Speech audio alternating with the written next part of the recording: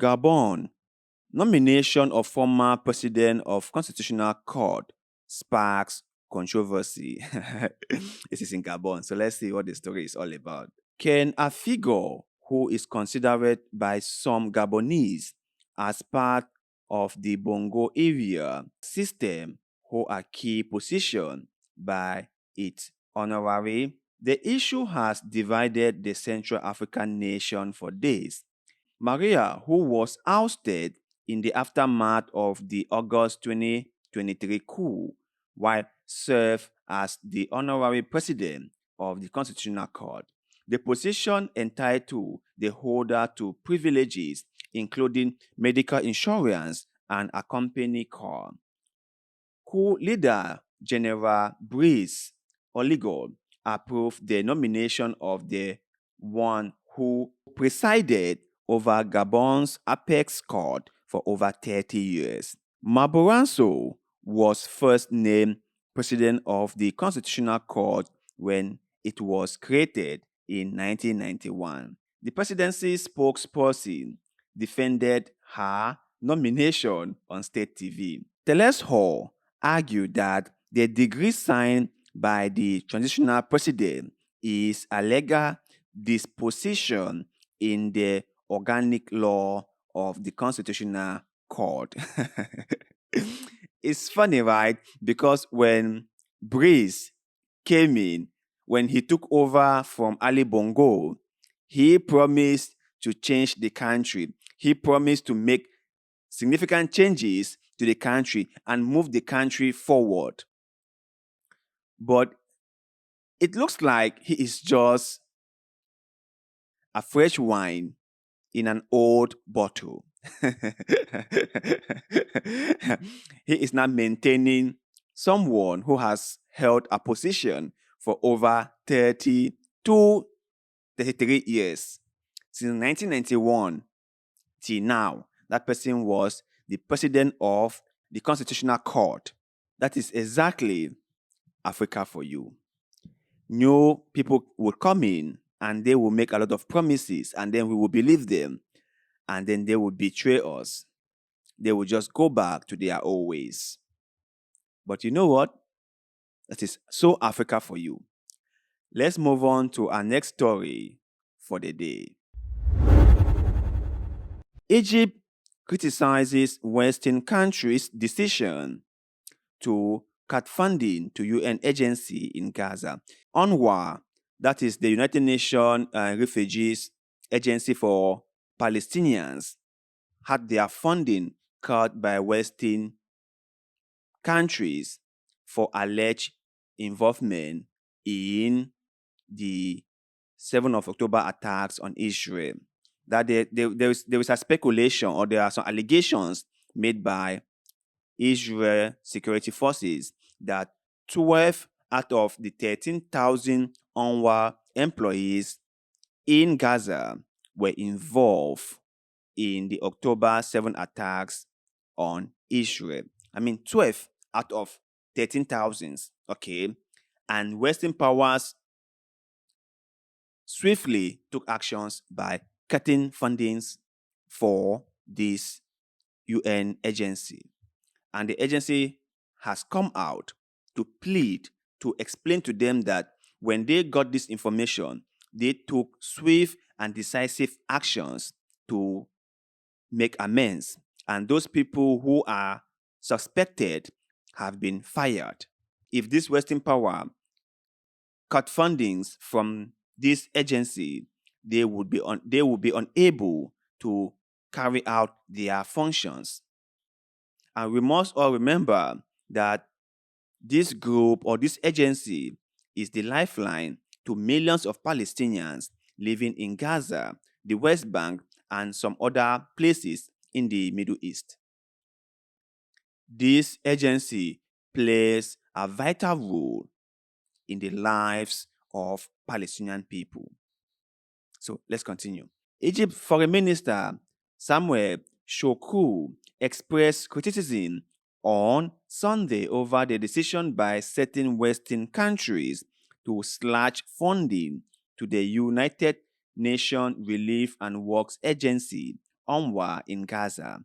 The move follows Israelis' allegations that 12 UNRWA employees were involved in the October 7 attack by Hamas.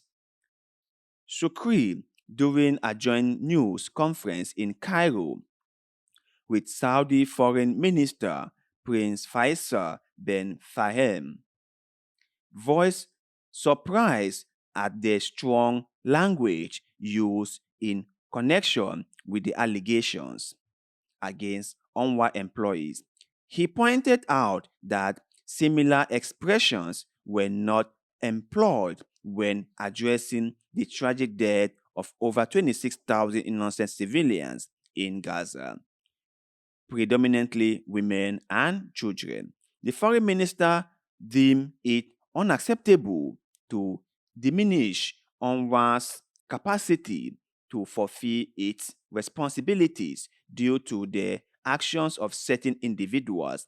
He emphasized that holding the entire agency responsible for the actions of a few is unwarranted and given the crucial role the agency plays. Yeah, I think I have mentioned this before, that this is unnecessary, that this is so unjust and unfair. You cannot hold a group responsible for the crimes committed by a few. That is called collective punishment, and it is a war crime by the Geneva Convention. It's a war crime. If you decided to hold a whole community responsible for the crimes committed by a few, you are committing a war crime. So what Western countries are doing here is a war crime they are committing. And you can see how hypocritical they are. They don't care about 26,000 people who have been killed by Israel. They don't care about it. When Israel was bombarding Gaza, no one said anything. Instead, America doubled its support for Israel. They gave them whatever Israel wanted. And now that Israel brought allegations, remember, allegations, they haven't been investigated. These are mainly allegations brought forth by Israel, saying that 12 UNRWA employees were involved in the October 7 attacks in Israel.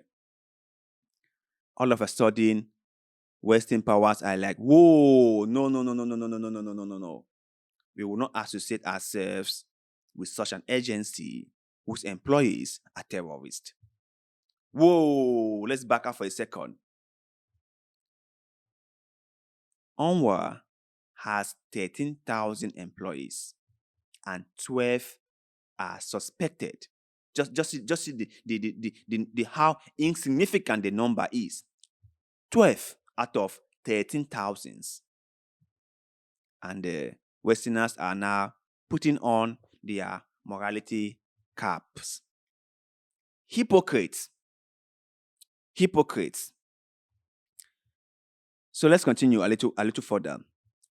United Nations Secretary General Antonio Guterres urged countries to reinstate funding to UNRWA, warning that the agency might have to reduce aid to over 2 million Palestinians in Gaza as early as February. The humanitarian crisis in Gaza has worsened due to fighting and Israeli restrictions hindering the delivery of essential aid. A quarter of the population faces starvation, intensifying the urgency of maintaining UNRWA's operation. Regarding the 12 employees implicated in the attacks, Guterres reported that 9 were immediately terminated, 1 was confirmed dead, and 2 others were still being identified. He assured that they would be held accountable, including through criminal prosecution. Yeah, they've done what they could do. And I hope that United Nations agency, the UNRWA, is reacting after viewing concrete evidence. I hope that they ask the Israeli side for concrete proof that these people who have been accused of participating in the October 7 attacks on Israel are really guilty. But let's move on to our next story. What is ECOWAS and why have three hit nations quit the West African bloc? Yeah, the question now is, what is the purpose of ECOWAS? What is it supposed to do? What is it supposed to accomplish? And how significant is it supposed to be to the countries it represents? For a while now, ECOWAS has been like a toothless bargain dog that is considered to be a proxy of the West.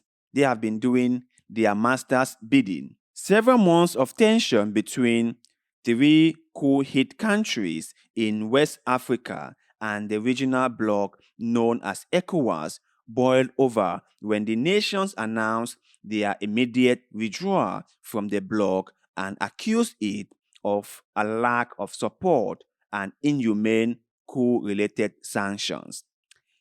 In their joint statement on Sunday, the juntas of Niger, Mali, and Burkina Faso said that instead of helping their countries fight the security threats facing them, ECOWAS imposed illegitimate, inhumane, and irresponsible sanctions when they staged the coup to take their destiny into their own hands. It's the first time in the bloc nearly 50 years of existence that its members are withdrawing in such a manner. Analysts say it is an unprecedented blow to the group and a further threat to the region's stability. So these members have decided to quit the bloc, citing unfair treatment, saying that the bloc has been so unfair to them and that's the reason they cannot stay anymore. And can you blame them? Can you really blame them? This country have gone through a lot. The people living in these three countries have suffered a lot, and the leaders have decided to take their own destinies into their hands. And instead of ECOWAS, that is supposed to be an African bloc looking out for Africans, supporting this group, trying to help them, protect their nations. ECOWAS is out there putting sanctions in place. And that is a problem with us, the Africans. I tell you every now and then. Because remember, these countries did not attack any ECOWAS member. They did not shift the border. They did not invade any country. What they did was to take away their country from the French. And ECOWAS is like, no, you cannot do that. We will not allow you to do that. And now they have put a lot of sanctions in place that has crippled these countries. It's so sad. It's really, really sad. So let's see. How important is ECOWAS? The 15-nation regional bloc economic community of West African states was established in 1975 with one goal: to promote cooperation and integration, to raise the living standard of its population, and to maintain and enhance economic stability. It has since grown to become the region's top political authority, often collaborating with states to solve domestic challenges on various fronts, from politics to economic to security. Under the current leadership of Nigeria, West Africa's economic powerhouse, ECOWAS is needed more than ever, with the region's stability being threatened by rampant coups and security crises. It operates in a world where you need to be strong in one bloc and united in solidarity. Say Babaka Indeya. So these nations are pulling away, and we hope they find their way. If you realize that something is not serving you, something is not going the way you want, it's but normal to just pull out. No one will blame you for that. So those were the stories we were able to cover for today. We hope you enjoyed them. And please do not forget to leave us your comment in the comment section below. We would love to hear what you think about our show and what you think about the stories we cover on the show today. And also, if you want to find out why I do videos like this, like what motivates me to cover stories like this, please, you can ask me in the comment section below, and I will get back to you as soon as possible. And also, kindly like this video, kindly share it, subscribe to this channel, please. That will help us a lot, and we shall forever be grateful to you. So, thank you very much for doing just that. And like always, see you in the next one.